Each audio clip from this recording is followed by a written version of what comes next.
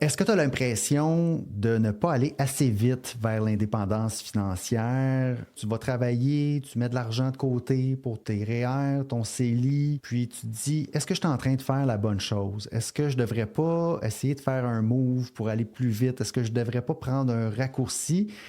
Eh bien, aujourd'hui, l'épisode, on va parler de patience. On va parler surtout de pourquoi les gens patients deviennent riches. Si tu te reconnais dans cette situation-là, reste à l'écoute. L'épisode d'aujourd'hui va t'intéresser. Vous écoutez Indépendance financière et hypothèque, où l'endettement est à éviter, l'épargne est à l'honneur et où la maison complètement payée remplace la voiture de luxe comme symbole de richesse.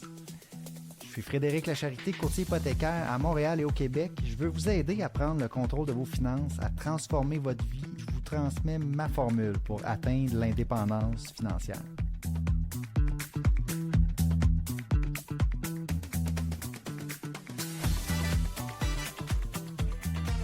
Alors, oui, souvent, de mon côté, dans ma vingtaine, dans ma trentaine, je me suis souvent posé la question, est-ce que tout l'effort, tous les sacrifices que je suis en train de faire en valent vraiment la peine? J'habitais, par exemple, dans un condo mal éclairé, puis, tu sais, je faisais quand même un certain salaire rendu là, puis je me disais, Colin, je devrais-tu déménager, aller me chercher un peu plus de luxe? Je roulais aussi dans une voiture d'occasion. J'allais au garage quand la voiture brisait, puis je me disais, est-ce que je devrais me prendre une voiture plus récente, me prendre un prêt, puis aller peut-être même me chercher une voiture de luxe, parce que, bon, j'aurais les moyens avec le salaire que je fais d'aller me chercher un plus gros paiement. Puis je me demandais, ça vaut-tu vraiment la peine, là, ce que je suis en train de faire, c'est-à-dire de vivre en dessous de mes moyens pour mettre de côté vers le futur? Ça va-tu vraiment changer quelque chose dans mon futur? Tu sais, je me posais souvent la question quand justement je cheminais. Peut-être que c'est votre cas aussi. La même chose, là, lorsque je mettais de l'argent de côté dans mes REER, mon CELI, je me disais, je devrais-tu comme en prendre une partie puis faire un voyage de plus, mettons, cette année? Me payer un peu plus de luxe dans ma vie, plus de sorties au resto. Même chose lorsque je travaillais, tu sais, puis je prenais à cœur, par exemple, de développer mes compétences, puis que je mettais du temps sur mon travail, tu sais, je me disais que oui, ça allait payer plus tard, mais en même temps, c'était difficile. Puis je me disais, est-ce que ça vaut la peine de faire tout ça? Est-ce que je devrais, au lieu, chercher plus à me divertir, tu sais, puis à me la couler douce, tu sais, dans le fond, j'ai les moyens, j'ai les revenus pour le faire, je suis pas obligé de travailler aussi fort. Donc, la réponse là, à toutes ces questions-là, c'est oui. Je suis absolument content aujourd'hui d'avoir fait ces sacrifices-là, d'avoir été patient, OK? Parce que la patience porte ses fruits. Partout où je suis allé semer petit à petit sur le long terme que j'ai fait pendant une longue période de temps, ça a été payant, OK? Puis, ça ne se fait pas du jour au lendemain. C'est pas des grands coups qui font en sorte qu'aujourd'hui, j'ai une liberté, que je suis travailleur autonome, que je peux travailler de la maison, que je peux faire des plans avec ma femme pour qu'on ne soit pas attaché à un travail, qu'on puisse plus voyager. Tout ça, donc, a valu la peine parce que je me retrouve aujourd'hui dans une situation financière qui me donne de la flexibilité. OK? Puis, l'épisode d'aujourd'hui, on va regarder donc le titre de l'épisode, c'est « Pourquoi les gens patients deviennent riches » et en réalité, je prends le contenu aujourd'hui du chapitre 15 du livre « Se libérer d'être fauché ». En anglais, c'est « Wealth is patience ». On va parler de la patience, puis pourquoi que la patience, c'est un élément clé pour s'enrichir. Je rappelle le livre « Se libérer d'être fauché ». C'est un livre dont j'ai fait chaque chapitre un à un dans des épisodes précédents du podcast. Vous pourrez retrouver, j'ai fait les 14 premiers chapitres, l'introduction. Et puis là, maintenant, on est rendu au chapitre 15. Wealth is patience et donc la richesse est égale à la patience. Okay? Le message central du chapitre, c'est que la richesse durable se construit lentement avec discipline, simplicité et constance.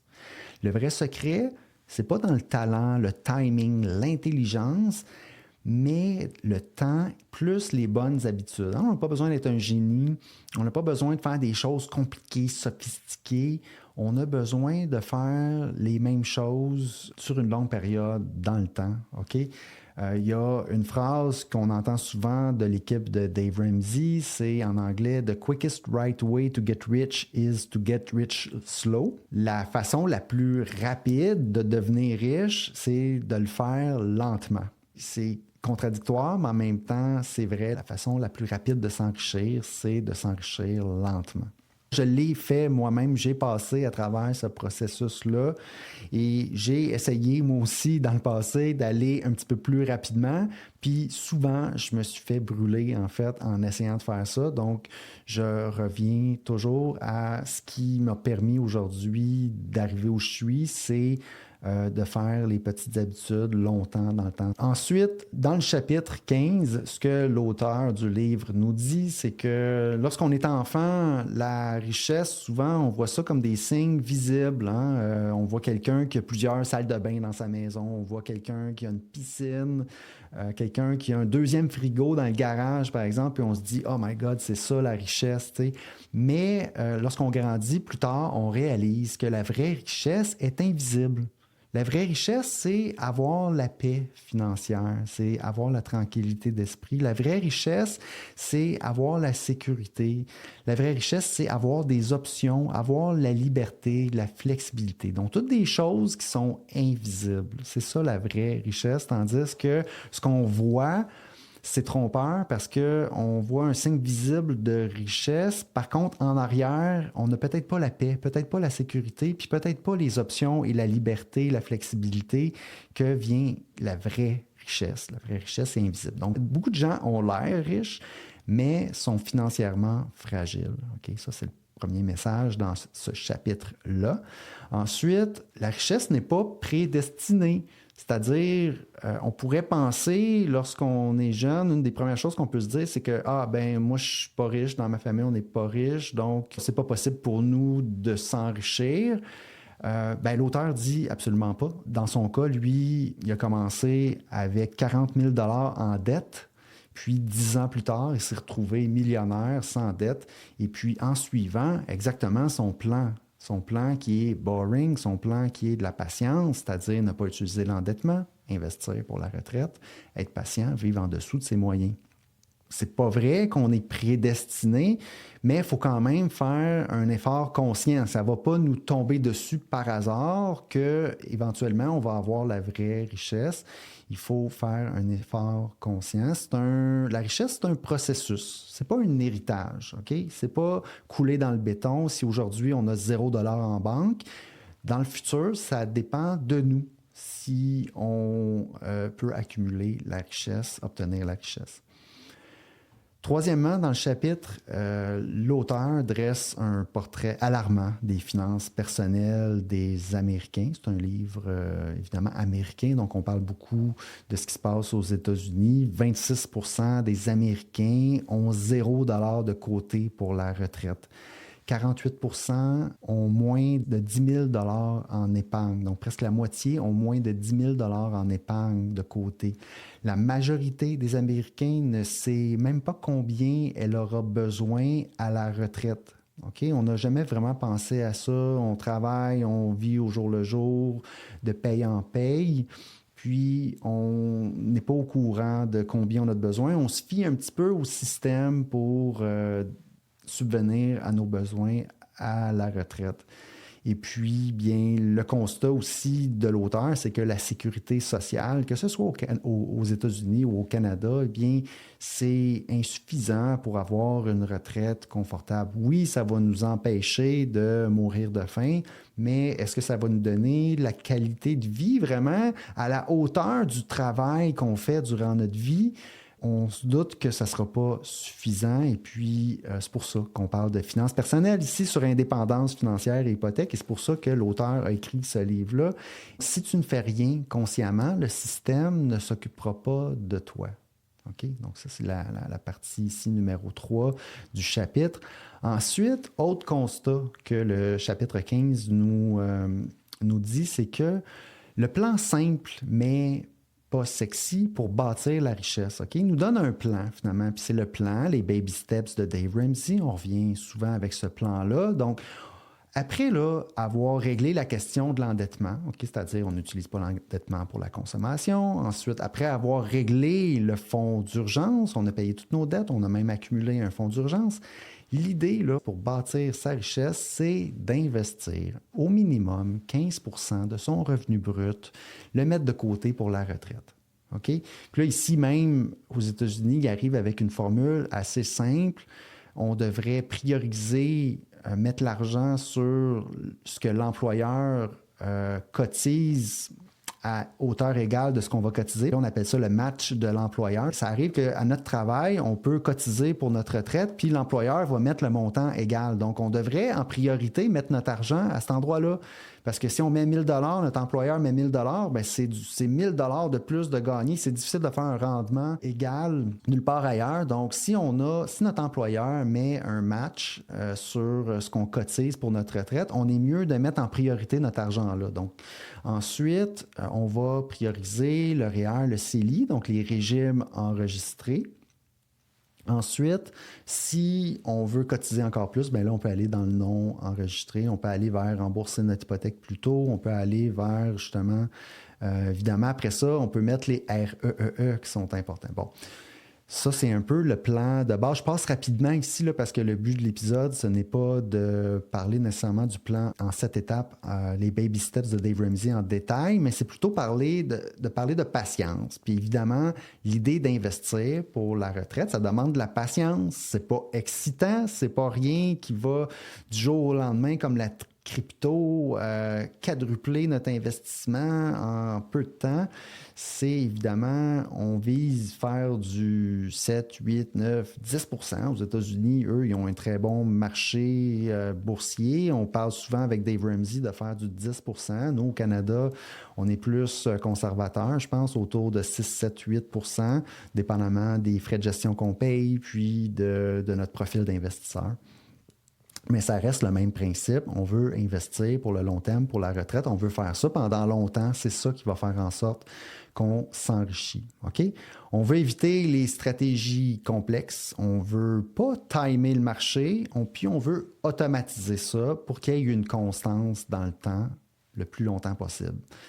5, 10, 15, 20, 30, 40 ans, si c'est le temps qu'on a pour travailler, bien ça va définitivement faire des petits, puis ça va faire en sorte qu'on va avoir une retraite à la hauteur de ce qu'on a travaillé. Ensuite, dans le chapitre, on va parler, les millionnaires ne sont pas spéciaux. OK? L'équipe de Dave Ramsey a fait une étude avec plus que 10 000 millionnaires et ils se sont rendus compte que 80% de ces millionnaires-là aux États-Unis se sont rendus riches via leur régime de retraite. Donc, c'est rien de compliqué quand on dit « Ah, REER, CELI, c'est pas ça qui est payant ». Ben, dans les statistiques, c'est la majorité des millionnaires qu'on voit, c'est le millionnaire d'à côté. Hein? Vous irez lire le livre « Le millionnaire d'à côté ». C'est de ça qu'on parle, c'est la majorité des gens qui accumulent plusieurs millions pour la retraite, ils sont devenus riches comme ça via leur régime de retraite, en mettant de côté, en achetant leur propriété, leur résidence principale, puis en mettant de côté dans les REER. OK? 80% des millionnaires. Ensuite, 79% ont même cité que c'est la constance à long terme qui est la clé. Okay? C'est pas un move spécial, c'est pas d'aller en crypto, c'est pas d'avoir eu l'éclair de génie, c'est pas non plus nécessairement des hauts revenus. Faut pas nécessairement être un médecin ou avoir un avocat puis faire des centaines et des centaines de milliers de dollars par année. Non, c'est pas ça qui est la clé nécessairement pour être millionnaire. C'est la constance à long terme. Okay? Ce sont des gens ordinaires avec des habitudes extraordinaires. C'est ces gens-là qui réussissent à accumuler un patrimoine, qui deviennent millionnaires. Ensuite, la puissance du temps et de l'intérêt composé. 80 à 90% de la richesse finale d'une personne provient de la croissance, pas nécessairement des cotisations. La croissance, l'intérêt composé, c'est puissant. Puis là, l'auteur ici donne un exemple frappant. On investit, par exemple, 10 000 $ à 22 ans. Si on le laisse là pendant 40 ans, ce 10 000 $-là va devenir 450 000 $. C'est l'exemple que l'auteur écrit dans son livre. C'est frappant parce qu'on gagne 440 000 $ de cette façon-là à partir de 10 000 $ en l'espace de 40 ans. Le temps, c'est l'ingrédient principal, pas nécessairement le montant. Donc, c'est pour ça que quelqu'un avec des revenus moyens, s'il est capable de mettre un montant modeste de côté sur une longue période, on va être capable d'avoir des beaux résultats avec le temps à la fin. Ensuite, l'auteur nous parle de la métaphore de la mijoteuse. Il dit que dans le monde actuel, on veut tout rapidement. OK? Ça, c'est l'équivalent de faire chauffer notre nourriture au four micro-ondes. Ensuite, il dit que la richesse, c'est un type de plat spécial. La richesse, ça se mijote. OK? On doit faire cuire ça à la mijoteuse, comme certains plats préparés ne vont pas fonctionner, ne vont pas être bons si on les fait chauffer au four micro-ondes. La richesse, c'est la même chose, ça va prendre du temps. On doit utiliser la mijoteuse. Donc, on a besoin de discipline, de simplicité, de patience et de temps qui va faire en sorte que notre plat, à la fin, va être bon. OK? Micro-ondes versus mijoteuse. L'auteur ici utilise cette métaphore-là. Et puis, dans le monde de l'investissement, la richesse, on va opter pour la mijoteuse et non le micro-ondes. En conclusion, la conclusion du chapitre, la richesse commence par la croyance que c'est possible. Okay? Il faut évidemment pas être défaitiste puis penser que c'est seulement lorsqu'on vient d'une famille nantie ou lorsqu'on fait des très hauts revenus que c'est possible d'accumuler une richesse. Non, même avec un salaire moyen, c'est possible avec une discipline puis des habitudes constantes. Rien de compliqué. Il faut refuser aussi les solutions qui sont trop belles pour être vraies. Il faut faire attention pour ne pas se laisser entraîner dans des solutions qui ont l'air trop belles pour être vraies. On peut se casser la gueule de cette façon-là. On peut se faire avoir. Soyez prudent avec ça, la simplicité. Allez-y avec des choses que vous comprenez. On ne va pas aller investir dans quelque chose qu'on ne comprend pas. Ça, c'est extrêmement important. Et puis, pour comprendre, ça prend du temps, ça prend de l'éducation ou ça prend vraiment quelqu'un de confiance qui va nous aider à nous éduquer, qui va nous aider à nous donner l'information qu'on a besoin pour aller en confiance avec nos investissements, aller en confiance avec notre futur. Donc, la richesse, c'est des habitudes constantes, le refus des solutions trop belles pour être vraies. Okay? Si c'est trop beau pour être vrai, ben c'est souvent que ça ne l'est pas. Okay? Puis que ça ne va pas marcher. Puis après s'être trompé comme ça peut être décourageant. Puis c'est là qu'on abandonne, puis qu'on oublie l'idée de devenir riche. Puis que, ben voilà, si on abandonne, on ne va pas accumuler de richesse. Il faut mettre les éléments en place qui vont nous permettre de garder la route. On sait que c'est la constance dans le temps. Donc, pour être constant, on va mettre les chances de notre côté, on va éviter les excitations du côté des finances personnelles, on va éviter les choses un peu hors du commun ou qu'on ne comprend pas bien ou est-ce que c'est trop beau pour être vrai. On va mettre ça de côté, puis on va se concentrer sur ce qu'on comprend, puis on va se trouver une façon de faire qui nous convient pour aller vers la richesse. Donc, si vous trouvez ça plate, où est-ce que vous êtes en ce moment, parce que, bon, vous posez la question, est-ce que je vais assez vite? Puis, donc, est-ce que vraiment ça va faire en sorte que je vais un jour avoir de la flexibilité dans ma vie? Bien, si vous posez la question, c'est probablement que vous êtes sur la bonne voie. OK? Si vous trouvez ça plate, parce que c'est pas supposé être excitant s'enrichir, c'est la patience qui fait qu'on va s'enrichir. Donc, probablement que vous êtes sur la bonne voie. Ce n'est pas celui qui va le plus vite qui gagne, c'est celui qui n'abandonne pas, comme j'ai dit. Ensuite, je donne des exemples ici de patience. OK? Par exemple, vouloir acheter sa maison, mais on ne fera pas ça à tout prix. On va attendre d'avoir un emploi stable, avoir un emploi où est-ce qu'on n'est pas inquiet de perdre son emploi, qu'on n'est pas inquiet de son revenu futur. Et puis, on va attendre aussi d'avoir accumulé sa mise de fonds. Ça veut dire qu'on ne va pas chercher à vouloir emprunter 100% de la mise de fonds pour acheter notre propriété. On va utiliser la patience. On va mettre de côté notre mise de fonds. On va attendre d'avoir un emploi stable, puis après ça, on va acheter. Autre exemple de patience, lorsqu'on apprend sur l'investissement, lorsqu'on entend parler l'intérêt composé, tout ça, on a hâte de commencer.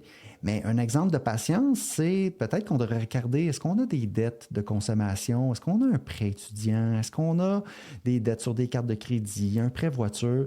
Bien, si on veut tout de suite aller investir, puis qu'on a ces dettes-là qui traînent en arrière, on est mieux de prendre la décision d'arrêter l'endettement, de rembourser ces dettes-là, puis après ça, vraiment d'aller investir pour pouvoir se concentrer, faire les choses dans l'ordre, utiliser la patience. Donc ça va vraiment nous aider.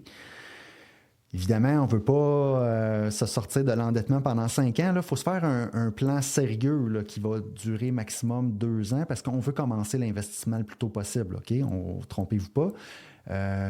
Lorsque je dis qu'il faut attendre avant d'investir, de se libérer de l'endettement, d'accumuler sa mise de fonds, idéalement, c'est ça. On veut vraiment régler ça, puis après ça, investir. C'est un autre exemple de patience. Ensuite, avoir un fonds d'urgence, comme je viens de dire, en priorité. Encore là, on ne va pas accumuler un fonds d'urgence pendant 2, 3, 4 ans sans investir. Hein? On va vouloir faire ça. Accumuler un fonds d'urgence, là, ça devrait prendre maximum 6 mois. Donc, on fait ça en priorité, puis après ça, on est prêt à investir. Mettre 15 à 20 % de côté année après année. OK, ça, c'est un autre bel exemple de patience. Ça veut dire que c'est pas excitant. Année après année, on met 15 à 20 % de notre revenu brut pour la retraite. Puis, il n'y a rien d'excitant là-dedans, mais c'est ce qui va faire qu'on va se rendre à la fin avec un beau patrimoine, avec la flexibilité. Ensuite, accumuler l'argent avant d'acheter sa voiture, accumuler l'argent avant de voyager, accumuler l'argent avant de rénover. OK? Ça, c'est d'autres beaux exemples de patience. OK? La patience, c'est ce qui fait qu'on s'enrichit.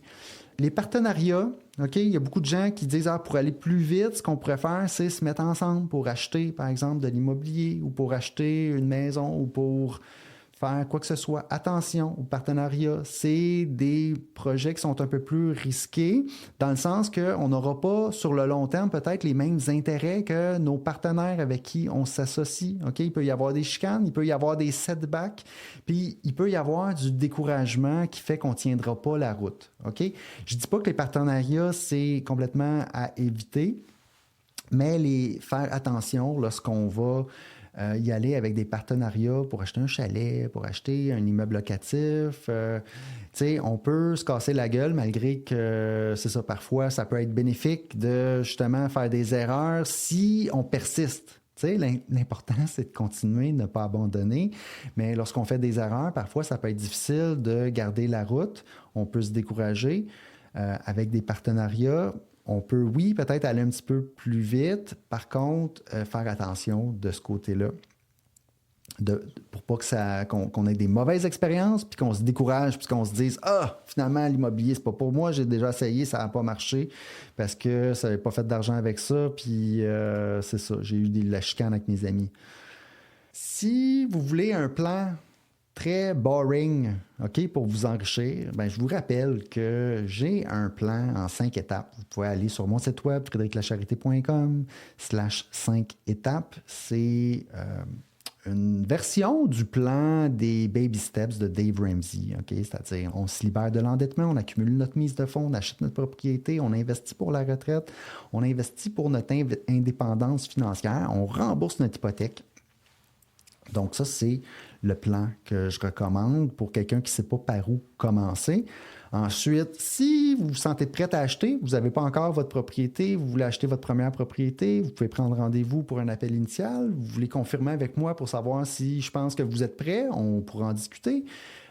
Si vous suivez déjà le plan, OK, puis vous avez déjà votre propriété, vous sentez que vous êtes déjà patient, ce que j'ai dit aujourd'hui, ça vous rejoint parce que peut-être vous faites déjà tout ça, mettre de côté pour la retraite, accumuler l'argent avant d'acheter la voiture, vous faites déjà tout ça, puis vous avez entendu parler de la manœuvre Smith, OK, une stratégie avancée, bien, peut-être que vous êtes un bon candidat. Là, t'sais. Vous êtes patient, vous voulez utiliser votre hypothèque pour investir sur le long terme. Peut-être que la manœuvre Smith est une belle option pour vous. Vous pouvez aussi m'appeler pour ça ou aller voir mon mini-cours en 7 modules sur frédériclacharité.com/manœuvre-smith.